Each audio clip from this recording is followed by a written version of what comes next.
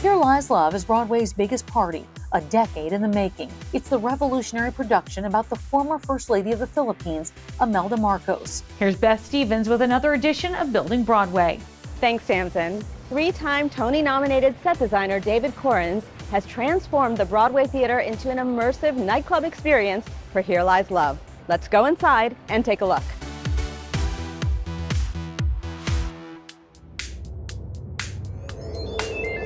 Well, here we are in the Broadway theater. This was a huge undertaking for you. Yes, Tell me, how did you even approach changing the space? Honestly, this is the most complex and for sure hardest project I've ever worked on Broadway. Like, even before you can contemplate designing a show like this, you have to really think long and hard about what you're going to do to the physical space and who you're going to need to help you, right? There's probably 10,000 hours of conversations with architects and with engineers before you even start to think about scenery.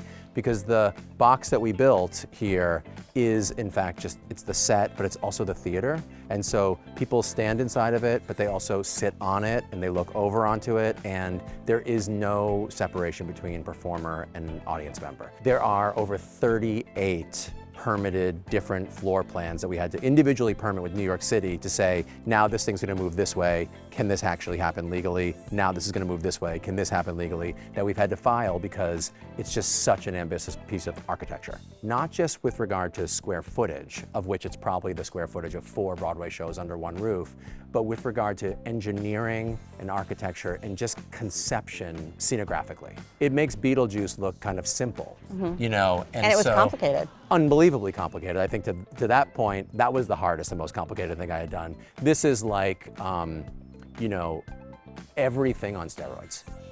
So let's go back Yeah. to your initial conversations with director Alex Timbers. Why did Here Lies Love have to be an immersive piece? So actually, we have to go back further than that. David Byrne had this incredible idea. He saw Grace Jones do a pop-up song at Studio 54 on a platform amidst a bunch of people standing there in the audience. And he thought, that's such an interesting way to present a performer in the middle of an audience. File that away. 10 years later or so, he heard that Imelda Marcos loved discos and clubs. In fact, had a disco ball in her palace and had an actual disco club in her townhouse in New York City. And he said, there's got to be something here. Let me combine the two stories. He got Alex and I. We did a proof of concept at Mass MoCA 13 years ago to figure out if we could actually have performers inside of a staging device. And could we actually have stage platforms moving in and around and through the audience? But what's so cool about the show is it's immersive, but it is not really interactive. I hate, and Alex hate, performers like sitting on your lap or making a joke. But at times you are cast as activists, you're at a wedding, you're at a funeral, and yeah, you're at a club. You're part of the crowd. But it is a traditional Broadway musical, just told with a bit of a presentational spin. And as you can see, there are plenty of people who are not on the dance floor, right? Exactly. I mean, I think that's one of the misconceptions about the show is people think, oh, it's a nightclub. It's as much of a nightclub, this Club Millennium, is as the Kit Kat Club is to Cabaret. This is a traditional Broadway musical, but 300 people get to stand up and get moved around by the scenery and get surrounded by the scenery and the performers, and another 200 or so sit in traditional seating, but looking over this big, huge box behind us. There are 800 people out of 1,100 every night sitting down, and so if you're worried about that, there's definitely a place for you. So when I think of an Alex Timbers production, he often does decorate beyond the traditional proscenium, where when you walk into a theater, you really feel like you're in that world. You're creating a world for the entire audience to experience. When I walked into the Broadway theater, I did not know where I was going. I didn't know what I was standing on or what used to be there when I'd seen other shows here. Yeah. I mean, it's disorienting, right? When you walk in downstairs, we have literally taken out all of the seats. The entire orchestra. In the orchestra. It's all gone. And so if you're traditionally used to getting a playbill and walking to a little red seat, the whole experience is done. But that is kind of like Alice going down the rabbit hole, right? You get to experience this whole new way to experience and then have this amazing revelation of space when you come in through those mud flaps downstairs, or up here you get to look down into this box, and it's like unlike anything you've ever seen on Broadway, literally. So I want to offer our viewers a little bit of what the experience is like of seeing it. So will you show us around? Of course, I would love to. Okay, now there's some secrets. I know. Well, So there's some let's share. secrets and there's some danger. Right now I'm on a Right. catwalk, which we added for this production. And actually, this is normally the front rail of the mezzanine, right? The upper mezzanine. So where I'm standing is kind of hovering over where the normal seats of the orchestra would be. This is normally not here at all. None of this is just here. air And so usually. if you look over to the mirror ball, that's about where the front of the stage normally is. So we've basically, everything down here is added scenery. That's how far we've broken through the proscenium. So I like to say we haven't just broken the fourth wall, we've just shattered it. So I'm standing here on this catwalk, and this is an actor This is the space. stage, yeah. And so you can see how the mezzanine has become the front row. And so normally in the mezzanine, you're about 70 feet away from the performers, and here you're like 7 inches. And then over there, on both sides, behind us, there's about 260 people, audience members, who sit and look down. Those are extraordinary seats looking down into the box. And it's such a different vantage point over there looking down, because first of all, you never get a chance to like sit Right. on stage Right. and look down in that way. But also there's another 500 seats up here.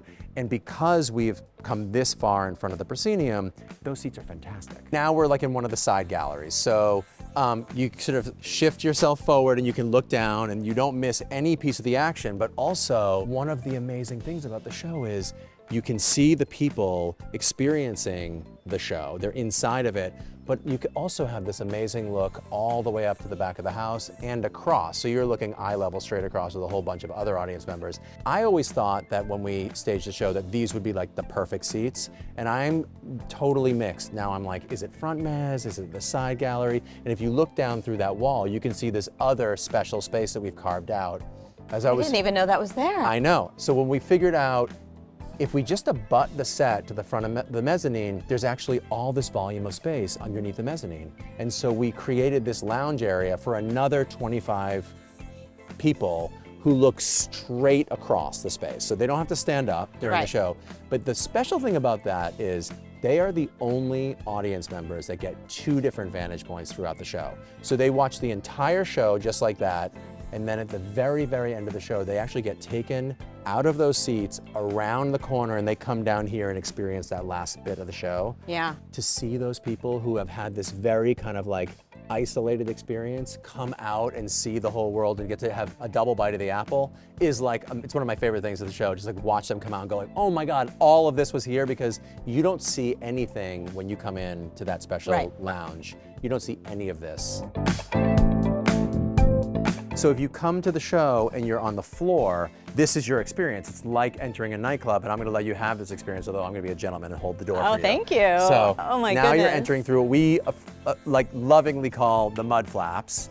And now you have a whole other experience. Now you're standing, this is the proscenium up overhead. Right. And you can see all of this is what used to be in the theater, the audience. So we're on stage right now. We are right now, if you were standing downstage center, you would This be would be here. our mark. This is on stage and this is off stage. You can see some of the feedback that we've gotten from the performers who, by the way, first all Filipino cast Right. in the history of Broadway. And this is a very deeply personal story for them. I mean, many of them are children of martial law parents. Right. And in fact, Under the Marcos regime. that's right. And so the story is about the rise and fall of Imelda Marcos and the ways in which the United States was complicit in helping the Philippines, or, you know, and so it is incredibly, incredibly complicated. And actually, I think we're seeing the highest Filipino audience percentages in the history of Broadway also. And you can tell because they are so deeply emotionally invested in this story. You know, ultimately, we present as a nightclub, but Alex Timbers has this great theory about the show, which is that we are a Trojan horse, right? We are presenting like a nightclub in this amazing, showy, extraordinary, first of its kind presentation. But then what comes out of the Trojan horse is an incredibly important piece of American and Filipino history. And people go home and they Google it and they're like, I had no idea. People think Imelda Marcos and they think shoes. Right. And what they learn at this show is about the fragility of democracy in all countries, in any culture. So, And us being on the dance floor makes us, not to be too deep, it makes us complicit of as course, audience members. that is kind of the great switcheroo of the show, is that you go from really deeply caring to go, oh my God, wait a minute, I can't believe they enacted martial law. Oh my God, I can't believe they killed and tortured all these people. oh my God, how And we were at the wedding. And I can't believe how bad I feel for cheering for them. The thing about great theater is it's at its best when it's holding up a mirror to how you feel and how you interact with the story.